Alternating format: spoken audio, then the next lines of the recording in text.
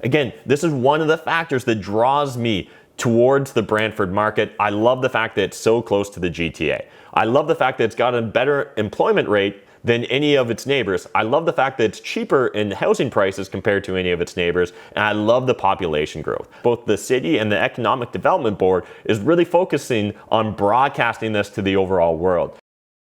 What is up, YouTube? Matt McKeever here, and in today's video we're going to be discussing the Brantford, Ontario real estate market for 2021. I'm really excited to talk to you guys about the Brantford, Ontario real estate market because I think it's uniquely positioned to do very well in 2021. But again, a quick reminder, no one has a crystal ball, myself included, so a lot of this is speculation, but speculation based upon some underlying data. And so again, a huge theme here on my YouTube channel with CashFlow Tribe and my business partner Ben Humble, CEO, is data, not drama. So let's dive into some of the data, and then maybe I'll bring up some hypotheses and some drama and just some of my personal theories. But first, let's look at how the real estate market and the labor market in Brantford was impacted during COVID-19 during 2020. So looking at the Brantford labor market report here, the first thing I want to point out to you guys is how unique Brantford was. In fact, it has the lowest unemployment rate of all the surrounding markets. So first thing, it's below the Canadian average. It's below Ontario's average. As well, it's below the average of every other city surrounding it. Doesn't matter whether you look to the north, to the east, to the west, to the south. They are all going to have higher unemployment rates than Brantford. And part of the reason I suspect this is due to Brantford's labor force. So a large percentage of Brantford's labor force is focused on both food manufacturing and processing, as well as focused on the agricultural industry. So we've got over 2,300 people employed in the food processing and manufacturing, as well as 3,000 producers between 230 commodities, with over 8.9 million acres currently being worked in the Brantford, Ontario area. Beyond that, we also have warehousing and distribution as another large sector of the employment picture in Brantford, Ontario, with over 1,500 workers and 40 plus companies. And now again, something to understand is both food processing and manufacturing, as well as warehouse and distribution, those are going to be considered essential services. We still need to, regardless of what pandemic or second wave is going on, there's still going to be demand for food, its manufacturing and processing, as well as its production. And so that's why I think, at least in part, Brantford did better than a lot of its neighbors when it comes to its employment picture. The next fact that I'd like to point out to you in regards to Brantford's real estate market is how uniquely priced it is compared to a lot of its neighbors. So again, I've got the advantagebrantford.ca website up here, and we're just going to look at what's the average household price in August 2020. We're looking at $567,000 in Brantford. That's below the Canadian average of $586,000. As well, when we look to the neighbors to the north of Brantford, you've got Cambridge at $620,000, Guelph at $630,000, Kitchener at $635,000, and then to the east, you've got Hamilton and Burlington at $700,000. You've got all of Ontario at $726,000. So Brantford's uniquely below the Ontario average. In fact, we're talking almost $200,000, $160,000 below the Ontario average. Then when you look at the Greater Toronto area, $890,000, and then Oakville, Milton, which again, you can literally take an Uber from Brantford to Oakville. I've done it once. You guys can watch the other video I did on the Brantford 2020 market if you want to hear that story. But you can literally Uber from Brantford to Oakville, and Oakville is more than double. Oakville and Milton is more than double the home price of Brantford. Meaning you could sell your house in Oakville or Milton, and if you owned it outright, you could either go buy two houses in cash in Brantford, or you could buy one house, have about $600,000 left over, and you could literally just retire off of that money if you so chose. So again, this is really unique towards Brantford because it's so much cheaper than a lot of its neighbors, both to the north and to the west. And yet, because of its close proximity to the Greater Toronto area, you can still benefit from a lot of the different social services, entertainment draws, everything that the Greater Toronto Hamilton area has is still just a quick drive from Brantford, Ontario. Now, when we look at the monthly average house price index by region, again, something unique that we're going to see here about Brantford is it actually looks a lot like my hometown of London, Ontario. If you guys haven't been paying attention to my YouTube channel, London's done pretty well over the last 6 years. In fact, over the last 4 years that I've been on YouTube, London has just been going up, up, and up. And in fact, if we look at what's going on in Brantford, it's following a very similar trajectory to London, Ontario. And in fact, since April 2020, both of these cities almost look identical in regards to their charts. So again, I love seeing that because I'm very bullish on the London, Ontario real estate market, and to see Brantford essentially moving lock in step in that regard, again, is another strong indicator that this could be a similar market towards London, Ontario. And the similarities don't just end there. Speaking of similarities between the London and Brantford real estate markets, let's pull up the CREA data. So this is the Canadian Real Estate Association's data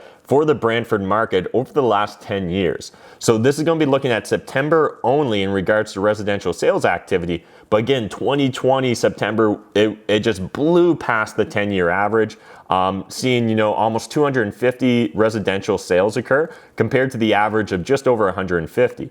As we continue to look at this though, residential new listings in September, they're still trending up overall compared to the average, but it's pretty much in line.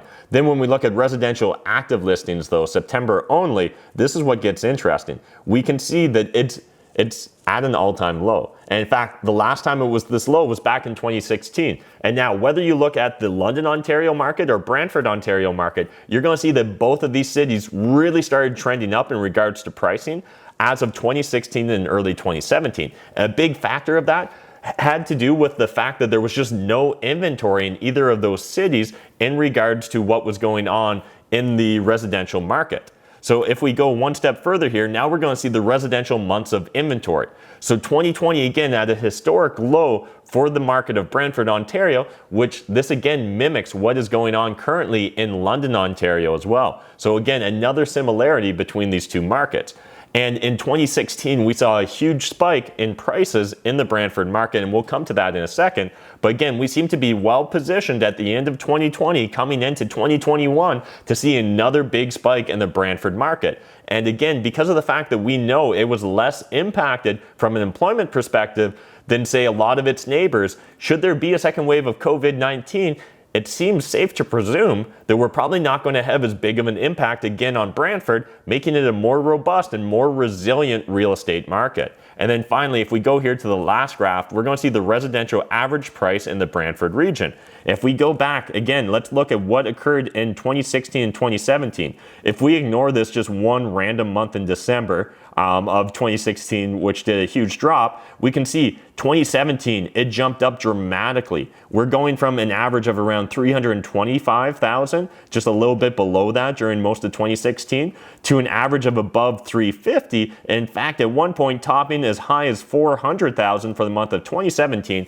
And since then, it's just been a steady rise up. Again, we appear to be entering, as of 2020, into a very high demand cycle. And if supply doesn't keep pace with demand, we're naturally going to see pressure on prices rising. And that's exactly what we see when we look at the chart here for mid to late 2020 real estate market here in Brantford. Another chart and just another perspective in regards to Brantford's average house prices. Again, let's look at that spike. In December 2016, we're looking at 306,000. January 2017, we're looking at 393, and then we pretty much average around those low fours throughout most of the hot market from it looks like March all the way to May. Otherwise, we see it slowly cooling off into the fall, but again, picking up in January, February, May, and hitting above 520 at that point, and it's just been continuously cycling up. And since April 2020, it's really been on a tear. And again, we're seeing it peak at that 567,000 price point here in August of 2020. Now, let's move on from just talking about the real estate market in Brantford and looking at the population growth and trajectory and projections when it comes to what's going on with Brantford and its population. So right now, hovering around that 100,000 population for the CMA, the Census Metropolitan Area. But if we look out at what's being projected, it's projected over the next 10 years to grow at 12.8%. That's above the provincial average. Moving beyond that, we can see that through to 2046, it's actually projected to increase by almost 60% and hit 160,000 for the CMA. Again, this is one of the factors that draws me towards the Brantford market. I love the fact that it's so close to the GTA. I love the fact that it's got a better employment rate than any of its neighbors. I love the fact that it's cheaper in housing prices compared to any of its neighbors, and I love the population growth. That population growth really just paints a wonderful picture for the future of Brantford. As well, it seems like both the city and the Economic Development Board is really focusing on broadcasting this to the overall world. I've discussed it in my other video on Brantford, Ontario, which I recommend you guys to check out. We'll throw a link in the video description down below. But in that video, I discussed how both the city and the Economic Development Board's websites are actually top notch, and the data and information sheets they put together are some of the easiest to navigate and really focus on data, not drama. A lot of the other cities that maybe their stats don't look quite as pretty as Brantford, they just get into storytelling and drama and assumptions and random things rather than really focusing on the data. And that's what I want to look at, especially if I'm playing this real estate game for the long term. If I'm going to be in a market for 5, 10, 15, 20 plus years, I don't want to just think about what's going on in the market today. I also want to be studying the data for tomorrow. And that's exactly what we did in this video about Brantford, Ontario. Now, I hope you guys enjoyed this video about Brantford. If you did, smash that like button, hit the subscribe button if you're new to my channel, and let me know in the comment section. What's your predictions for Brantford, Ontario? Do you think, is it going to outperform a lot of its neighbors? Do you think, did I miss the mark on anything? As well, are you a local Brantford, Ontario real estate investor? And what are you seeing as a boots on the ground investor? Let us know in the comments section. Share with your fellow audience members, because I know I appreciate it. I know they get tons of value from it. And that's really how we take this research process to the next level, is understanding your perspective as a local investor. Again, appreciate you guys watching this video. I'll see you in the next one.